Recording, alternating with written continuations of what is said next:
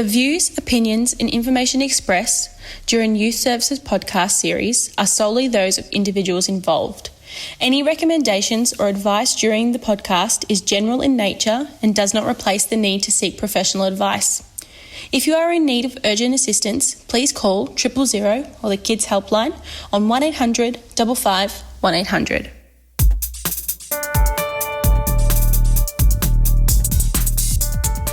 The City of Casey proudly acknowledges the traditional owners, Casey's Aboriginal communities and their rich culture, and pays respect to the elders, past, present and future. We acknowledge Aboriginal people as Australia's first peoples and as the traditional owners and custodians of the land on which we work and live. Hello and welcome to episode 3 of our Casey Youth Services podcast. My name is Jamie and I'm alongside Sophie for today's episode.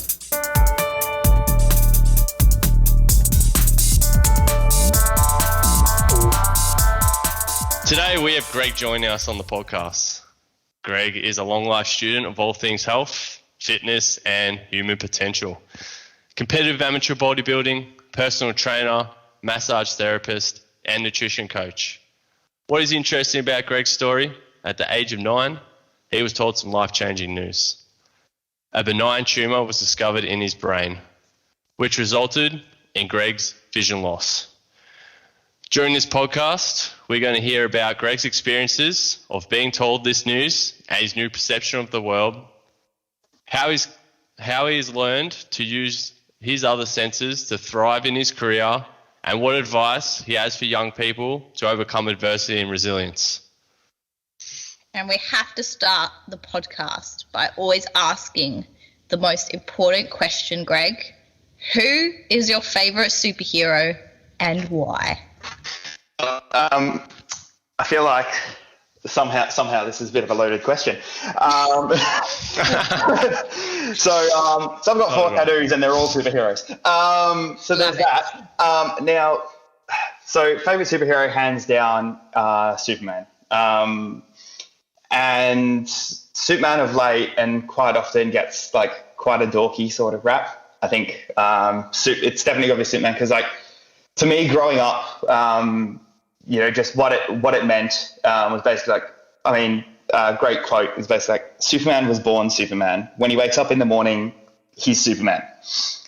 He then spends his life as Clark Kent trying to blend in and just be like everybody else. And I think that something that hit me a lot, especially when I lost my vision, and trying to basically find my place, is the understanding that, well, maybe people don't have to understand me and they can't understand me even if I want them to. And that's his dilemma. And there's also the fact that he's the most powerful being in the world and all that he wants is his community and his community to be safe and to use all of his, everything that he has, all of his strengths to lift others up. And he realizes that while physically he's invulnerable, his emotional vulnerability is still just as much there as everyone else's. And so I think that, Superman is just an amazing fictional character. Love it. Yeah. I think I would, definitely Superman. How do you disagree once I've explained it like that, right? Yeah, exactly. I was like, nothing. I was like, I was thinking like more wider, and I was like, I'm tripping onto the Star Wars kind of side of things. I'm like, Yep. Nope, I don't know if they could be classified as a superhero, but definitely Mandalorian. I really like him. I'm really into that show. Yeah. I'm like, just the skills that he has. I'm like, if I could walk around with that, I'd be pretty stoked. But ethically, what does that say about you? Oh, Greg. Yeah, so... Oh, that's deep. We're getting deep here, yeah. No, that's actually a really good point, though. I have to look into that a bit more. I think it's just I want a baby Yoda at the end of the day. Yeah, look, that makes sense. That's fine. Like I personally, I think everyone wants a Groot, and I'd even be happy with a rocket from Guardians of the Galaxy. Like I think it'd just be awesome to have these little characters that are powerful as hell that look up, Yeah, for sure. What's the little tree character from Guardians of the Galaxy? Groot. He's awesome. Yeah. Scene. Vin Diesel, who plays the voice, insisted that every time he says, I am Groot, he had to say it every time. They were not allowed to pre-record and use, because it says it the exact same way so many times, but he's like, no, I'm saying all of them. And I think that's just really funny because he that's dedication. I love the scene where they're dancing to Mr. Blue Sky and he's just prodding along while there's this big fight going on in the background. Yeah. Best scene. If you don't mind me asking, are you happy to share your vision impairment with us? Yeah, absolutely. So just obviously you touched on sort of how it happened, and it was actually like it was an interesting year. So I was in grade 3, and showing my age a bit, I guess. That was back in 2001. So that year I ended up, a little bit headachy. Like I was always a very active kid. Played a couple sports, was pretty rough. Also fairly academic, but like I was constantly doing stuff, and then, thought it was like blood pressure issues because I'd stand up. Sometimes I'd get up and like I'd black out for a second. Not as in pass out, but like I couldn't see for a moment. And then all light and colour would come back. And then we're like, oh, maybe it's blood pressure, maybe it's blood sugar. And then it got to a point in August that year that doctors thought I had gastro because I was throwing up and feeling nauseous, and that went on for about a week and a half before they're like, we need to go send you to get a head scan, and they found the tumour. And a month later I spent a month in hospital, had 3 brain surgeries, and I've ended up with a condition called hydrocephalus, which basically means there's fluid in the brain. So we all have fluid in our brain that circulates up our spinal cord, around our brain, back down, and somewhere along the line through that month period or whatever, because there was so much pressure in my head, my body started thinking that was normal. So it no longer circulated the fluid back down. So I needed to get a shunt or pump basically installed to do that for my body. So basically what that's left me with is class legally blind, which is a severe vision impairment. Vision impairments, it's based on your visual acuity, which basically means what's your clarity of vision at a certain distance. And so the distance that we use as a measure is 60 meters. So like a fully sighted person sees 60 meters is 60 meters. And then they base what someone else would see that has degrading vision or levels of vision based on that. So at 40 over 60, which means at 40 meters you see what a normal person sees or a fully sighted person sees at 60, that's classed as visually impaired. And at 20 meters, seeing what someone sees at 60 meters is classed as legally blind. So it's just the severity. And so for me, my left eye, which is my good eye, sees at 2 meters what someone else sees at 60 meters. People always say, like, you're looking at your phone screen or I'm watching the TV so close, because I've got a 70-inch TV and I sit literally 1.5 meters of it away from it, which is ridiculously close. But if 1.5 meters is the equivalent of 50 meters for you, does it seem that close? And then my right eye is my worst eye, and that's at 1 meter I see what you see at 60. So it's not really good for much because as I'm sure you can imagine and think about, you can't see much at 60 meters. So that's my vision basically. Thank you. No worries. And obviously losing one of your senses would be a life-changing event. Yep. Can you please share your experience about this time and how your perception of the world started to change after that? Yeah, absolutely. Not gonna lie, and I think it's important to be pretty honest and real and vulnerable, I guess. So I was that kid that came off as real obnoxious, I guess. Like I always had, pretty good social circle, quite charismatic, got along with friends, their parents, all my aunties, uncles, cousins. I was really academic and I was really good at sports, and I'm one of 7 kids, and in both fields I was kind of seen as, not my words, I swear, but the golden child. Yeah. And, child's prodigy is a way that, has been used to describe me. Anyway. And then basically, I have got all of that going, and then I've lost my vision. And so there was 2 weeks before I went to hospital that I did not go to school because I was so sick. And then, a month or all of, a school term, all of term 3, I was not at school. And then a lot of that time, I was really just feeling like I didn't belong in the world anymore. Like I just, my vision is the exact same now as it was then, but remembering then, I don't remember what my vision was, what 2020 vision is like. I don't remember what it's like to see normal. But I do remember how bad it felt then. And it's interesting knowing that it's the same now. It feels better now. And I know that that's just because obviously I've gotten used to it. But I hated everything and everyone, and no one could tell me that they understood. No one could tell me that, anything was going to be sorted out, because it was absolutely all consuming. And how could someone say that? And obviously, like, I then felt isolated and ostracized because I wasn't at school and I wasn't around my friends, much like the COVID stuff now. Like, if you can't communicate with your friends, even that alone can feel really hard and daunting. And I felt like the only people that understood was my oldest brother, who to this day is my best mate. And then my mum really tried to, but otherwise I felt like I was really alone in what I was feeling. And then I've gone back to school in term 4, and I was only at school for half days.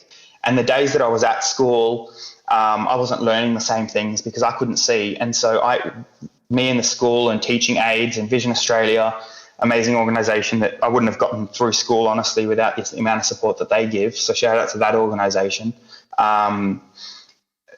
But like I learned to touch type, and then I learned how to read Braille. And until I learned those 2 skills, I couldn't reintegrate back into the normal classroom because I couldn't handwrite anymore, because I can handwrite. I just can't read my own handwriting because it's too small and too messy. And so, there was so much change. And then I had my mum next to me the whole time. What kid wants their parent following them around school all day? I was then really self-conscious because half of my head is covered in scars. So I always wore hats, and, no one else is allowed to wear hats inside, but I am. So there's another label. And, it was really daunting. And I said, luckily, like even amongst my friends that had been my friends since prep, since kindergarten, like 4, 5, 6 years, I felt like I was an alien. Like I felt like why would anyone want to be my friend anymore?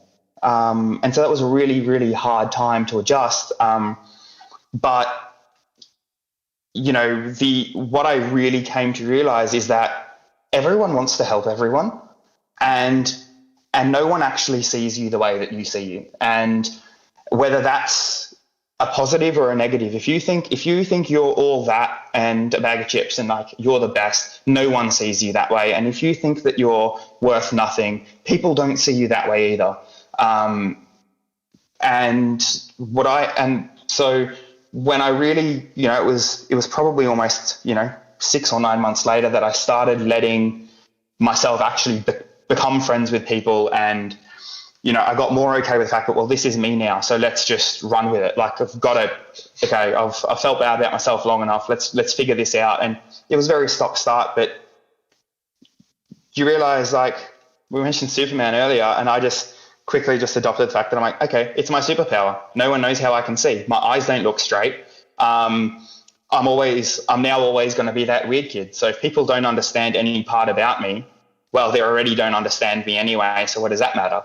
And it just built that resilience. That then moving forward, I moved schools a few times, so my friendship circles changed, and I was 100 kilos at 13 years old. So the fact that obviously I'd gotten used to being the blind kid, all of a sudden being, and called this regularly, the fat kid, didn't bother me as much, because I'm like, well, that's nothing. Like, you don't know what I've been through. And so I came to really love, and even like the fact that it slowed me down academically and stuff aside, like I really love the fact that it did slow me down and help me like realize emotionally just how important, psychologically and emotionally life is, as opposed to, the vision of success, like the image of success that people have, where it's, in school, it's like you're good at sports, you've got a good family, or there was such a big emphasis at when I was in school that, like, if your parents are together or not, which mine weren't, not such an issue nowadays. And, I felt like having such a big obvious difference to other people kind of allowed me to have any other difference I wanted to and really find who I was. Yeah. You touched on some really good points there. I definitely think the perception is a really good thing for people to step back, and we always talk about practicing gratitude and looking at the strengths, and that really changes how you look at a situation, as you said there, because it would have been easy to get caught up in what you're in and continue that into adulthood, but you've put in the work and changed your mindset. If a young person is listening to this and at their school there is someone that they know in a similar condition to yours, what advice would you give that young person of how to approach that young person and talk to them? Yeah, absolutely. So I think, off the bat, like, people with disabilities are people too. And even if the disability is something like, say, there's different levels of muscle atrophy or cerebral palsy where, like, their posture might be off, or they might need walking assistance and things like that, or whether it's vision, whether it's hearing, no matter whether it's intellectual, like, all of these people are people. So I think first and foremost, it's about recognizing that no one likes to be talked to as though they're lesser than. And I at a very young age believed that if someone talks to me like I was their equal, I would treat them like they are 10 times better than me. But if someone treated me badly, I immediately shut down. And part of that is because you already, especially if, when you're younger, you especially, like, you have such a thought that you're a burden on people, and you're a burden because of your disability. So I think really important that if you're approaching someone with a disability, you don't let them feel like they're a burden on you at all. And if they are, it's okay, don't approach them. But if you actually genuinely want, there's a friendship and there's a relationship to have there, and you want to get to know that person, offering help isn't pity. So I can't see someone asking me if I need help going from point A to point B, say, from the back oval at school to the school canteen, or finding my class because I'm new to the school, or even not because I'm new to the school, just because I don't know where I am. That's really helpful. But talking to me loudly, or talking really slowly, or choosing to change anything like that is really offensive, because they're not things that are related at all to me, or my impairment. Like, one of my good friends in school is actually has cerebral palsy, which is a physical condition that causes, like, the nervous system doesn't, control on your body is not the same. And so one side of his body didn't move as well as the other. And people would constantly, it was great. Like, people, open a door for him and things like that.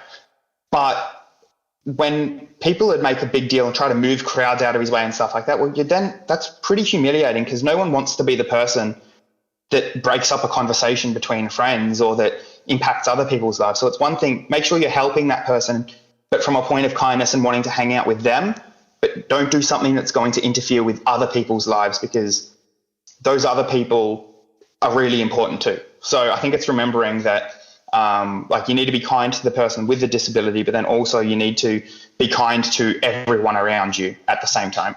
Yeah, for sure. And it seems like throughout your journey, like, you've really taken that ideology on how to help people and being in your perspective of what that looks like. And Jamie at the start touched on your career and what you're doing now. Can you talk a little bit about that and how what you've been through really has brought you to this point in your career and the journey that you've come on with that? Yeah, absolutely. So it's funny. So I was talking to one of my brothers about this earlier, about the fact that, like, bodybuilding for me is such a passion that I do for me at this point, but it actually started from, like I said earlier, I was that fat kid at the start of high school. And then by the end of high school, I was in pretty good shape. I'd lost a heap of weight. I trained 6 days a week.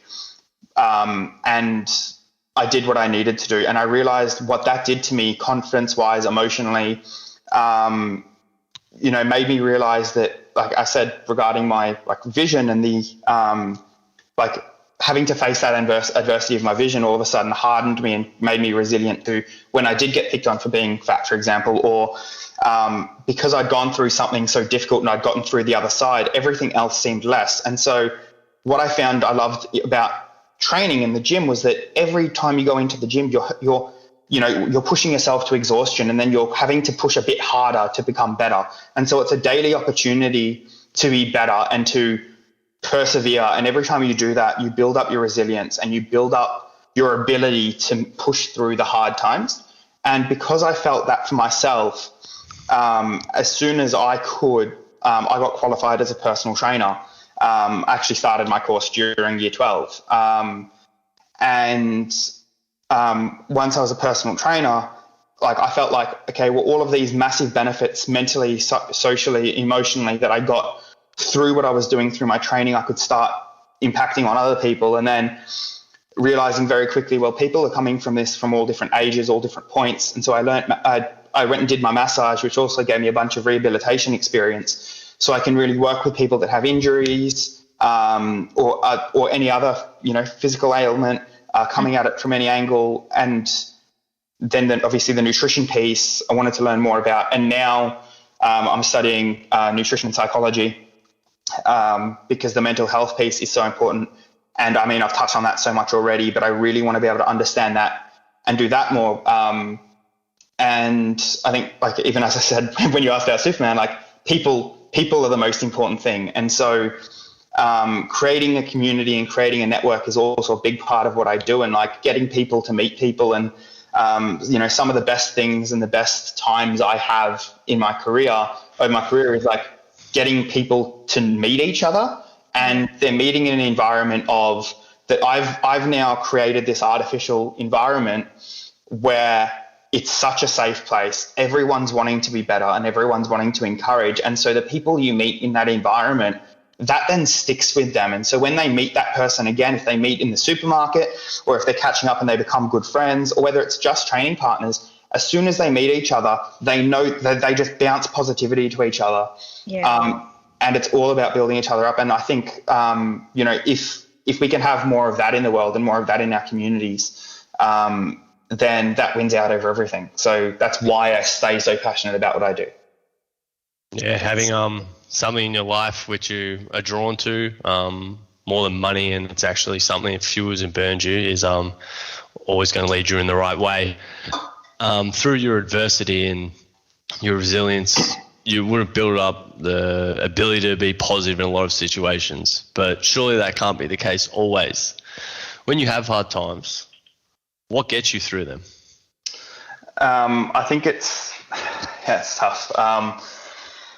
So often it's just really taking my time for myself, and I give myself, and I think it's really important for any young person that's listening. This has been almost 20 years of my experience, and I'm a real, maybe it's obvious, maybe it's not, but I'm a real overachiever, so to speak, or workaholic, maybe a way to frame it. I really try to push myself as hard as I possibly can, and I kind of do that until I break, and then I rest, recover, and repeat. And as I said with the resilience, the more you push yourself, the less you break and the faster you heal. So it's kind of the same with my vision, is that I do so well. When it hits me, it's often something like, if I could see better, or if I could see the screen better on my phone or on a computer, I'd be able to do this so much faster. Or if only I could drive, if only, honestly, it's mostly those two things. It's the barrier of time, because things do take me longer. And then it's the fact that I can't drive. Therefore, I need to make sure something's walking distance, or I need to make sure I'm accounting for the cost of taxis and stuff. And or catching a bus is almost impossible for me because the bus driver actually legally doesn't have to stop if you don't wave down the bus. So you can stand at the bus stop, but they don't have to stop. And so if I don't see the bus, how do I wave to it to stop? And it's only, you know, maybe it's 1 in 10 times that happens, but it's enough to be completely disheartening because you're then stuck waiting there for another 20 minutes and then you need to hope that the next bus doesn't do it. And so these are the things that will get me. And then the thing that I kind of stopped to realize is, well, there are so many people in the world that don't get to have this problem. Like, they don't get to have the problem of missing the bus. They don't get to have the problem of, well, just because I can't see, because I can't see the screen on my computer, that, you know, because I love my career and I've gotten really good at it. And then also there's government assistance, or for whatever reason, like, I have very expensive tech. And I have a lot of very expensive technology that helps me do what I do. And so the things that get me out of it is just remembering and just being grateful for the fact that I have so much. And yes, I have so much adversity, but through that adversity, I have so much opportunity. And even my opportunity to be as good as I was. And in fact, last year I won Personal Trainer of the Year for Good Life Health Clubs, which is... Wow.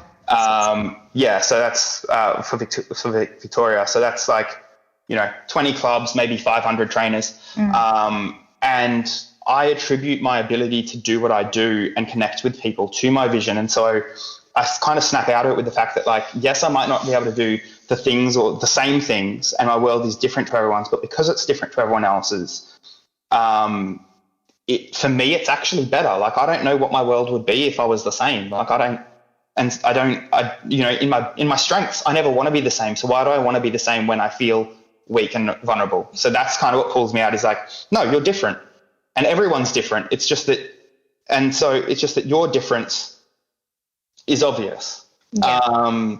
And your difference is labeled and not everyone's difference is. And so it's just remembering that what makes me unique and what makes me different is what makes me powerful. Like, so cool. And so that's basically what gets me out of that. Nice. And I think that that's important to remember, whether you have a disability or not. Like, if you've got a quirk and that's something that you're really passionate about, then lean into that. You know, I was in school, it was never cool to play video games, and now everyone Twitch streams and does Discord and Fortnite and whatever else. And you know, that was, and I was only like, it was only 10 years ago. Like, you know, if you love something, just do it, and you do it long enough. And like, and even on that, like, when I first got a job, like, I got my personal training. I got my first job as a personal trainer because the people that, like, two of my classmates, I became really good friends with almost everyone in my class, because that's so important to me, to make sure that everyone feels like the community is their community and everyone feels like and there's a team. And so and I've been training for so long and doing it for so long that I was kind of, look, there's a couple of people that didn't like me because, you know, teacher's pet and things like that. But I really immersed myself, and that sort of stuff doesn't last very long anyway. You know, the people, like, haters are going to hate. But because of these relationships I built, two of my classmates got a job at the gym that I was applying for, and I didn't. And both of them actually organised and called a meeting with the manager within a couple days, because I didn't hear anything back. And then sat down with the manager. Actually, I basically said I was unsuccessful, and sat down with him, and they're like, we don't deserve a job if he doesn't get a job. He's smarter and better. He's helped both of us at different times through our course. And so how did we get a job over him? And the manager was basically then forced to basically all but apologise. I've got a great relationship with him now, but all but forced to apologise for being bigoted towards my vision. Yeah. And once again, it's just another experience of everyone wants to help you. You know, you help them and without anything in return, and all of a sudden that'll come back tenfold. Yeah. And if I didn't get that opportunity in the first year as a personal trainer, I sucked. Like, my confidence wasn't there and everything. But if I didn't get that opportunity, like if I didn't care to look to, make everyone else feel welcome and help in ways I can help, I wouldn't have gotten that opportunity. So, yeah. Yeah, no, that's super cool. And I think, like, I don't know, I'm just reflecting on a lot of what you're saying and a lot of your story. And like myself, I think I'm reflecting kind of on this time as well, and any obstacles that I've overcome. So reflecting on your story, and what advice would you give to any young person that is faced with an obstacle to overcome it? And I know that and this obstacle, it doesn't have to be and we both know this, it doesn't have to be the biggest thing. It can be small, it can be big. It's the person themselves that it is the obstacle to them. But absolutely, what advice and what would you want to let young people know about that situation and how to overcome it? Yeah, well, I think the first most important thing to remember whenever there's anything that is causing stress and anxiety, and any sort of fear or whatever level of negative emotion, is that there are two problems in the world, and one is problems you can control and the other are problems you can't control. Yeah. And so the important thing as a young person is to try to first sit and identify what are the things you can't control. And I would actually suggest that those things aren't problems, because if you can't control them, then you shouldn't worry too much about your energy on them. For example, my vision, right, is a very obvious one. I can't actually control that my vision's the way it is. So I need to get past it and then focus on the things that I can control. So, I can control the way that I treat people. And so that's really important, So I think that always focusing on the things that are in your control over the things that are not, and identifying that. And then otherwise, it's also about, the thing I love about referring this back to training, I guess, it's about repetition. So the more you think about a problem, the more you think about whatever it is that your barrier is. If your barrier is you're having trouble with study, then I suggest finding a way that you can get through that study, not necessarily enjoy it. Maybe there's a study partner or a study group. Maybe it's a tutor. Maybe it's maybe you do need to spend extra time on understanding that thing. If it's financial, then maybe you need to, go through and what are the things you can live without, or what are the ways that you can earn more money. And there are always ways for both of those things. In most situations, there's a ways for both those things. So it's like, spend the time getting uncomfortable with the thing that you can change. Yeah. And then the more time, and then each time you think about it, change something little.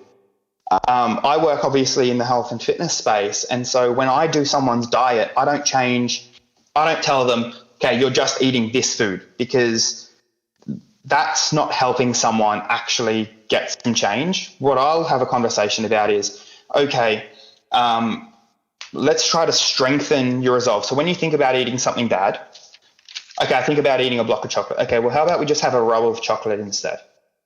Yeah. You've then built that bit of resilience towards you needing that chocolate. Or, I'm going to get whatever from takeaway. Okay, get less. And maybe before you go get takeaway, or after, because that initial I'm starving, hungry is gone. If you're hungry, you make yourself something at home. And therefore, you're conditioning yourself to be stronger at that thing. And I think that's whenever you're dealing with something, don't think that you have to do 100% or nothing. There is so much room in the middle. Yeah, I think that's a really good point about managing anxiety, to step outside your comfort zone. And by doing that action, doing what you don't want to do, changes your brain to manage and regulate your emotion states when you get heightened and fight and flight kicks. So that was some really good advice. Yeah, definitely. And I love the practical side of it as well. I really love, writing it out. I think that's sometimes when it's in your head and you're going over and over and over again, it's really good to put it out on a piece of paper. And yeah, like you said, write what I am in control of and what I'm not. That's a really good way of doing it visually for you to see. And I mean, obviously, like you said, writing and visually, but and sometimes I do. And I've got a massive whiteboard on my fridge so that I can write big enough so I can see something. And I can encourage people to put something somewhere they're going to see it all the time. But also, if you've got a phone or an iPad or whatever, there's a memo feature. Yeah. And you can pre-record things, and you can set that as your alarm in the morning. Yeah. Wow. And so if you need a morning reminder, that's also a really good, that's also a really good way to get yourself started, is like, if you're going through a really heightened state of anxiety, just remind yourself of what is in your control and what you can do. And if that's how you wake up in the morning, that can't not be the first thing you think about. Yeah. That's brilliant. Add that to my routine of dancing in the morning, and I'm on fire. And listening to Taylor Swift's Shake It Off. I highly recommend waking up to that song. That is a great tune. I'm listening to Get it moving. Macklemore, the Dance Off song. I Another good song. I don't have anyone to dance off with but myself, but still, it's... Yeah. What about some Justin Bieber? No, I don't think anyone's going to be on that boat with me. I don't want anyone to be alone, Jamie. Except You're a believer, Jamie. It's okay. I'm a believer. Well, that's awesome. We hope you enjoyed this conversation just as much as we did, and we thank Greg for taking the time out of his day to share his story with us. And inspiring, motivating, and interesting are three words that really come to my mind. So also, just to let you know, we are currently running our podcast cover image comp, which is really exciting. So you can win a chance to work with a graphic designer to create the City of Casey Youth Services podcast cover. The winning entry will receive a $100 art supply voucher and have their image on the cover of our podcast, which will be really exciting. So entries for that close on October the 2nd, 2020. Just to remind everyone, we're not going in 2021, not a year. 5 p.m. on the dot, I'll be checking. But no, that'll be a really good one to enter into and have it, especially on our YouTube channel as well. I'll be really looking forward to having a look at whoever enters their creativity. If I could just quickly to sign off, I just wanted to thank you guys. Super grateful for the opportunity, and grateful to anyone that listens. Remember that every single one of you are loved and are cared about. And try to spread that around, because we can all use some more love in our lives. And I guess final quote from me is just to everyone's is just to love people and use things, because the opposite never works. Yeah. Some really beautiful words, Greg. Really touching your story, and thank you for sharing it with us as well. And I'm sure the listeners are going to get a lot out of this. Keep an eye out for the release of our next podcast on September 11th. Until then, be safe and goodbye for now. See ya. See you later. Thanks so much for tuning in. If you have any questions, check out the link to Casey Conversations in the description box. All information from today's episode will be in there. Bye for now.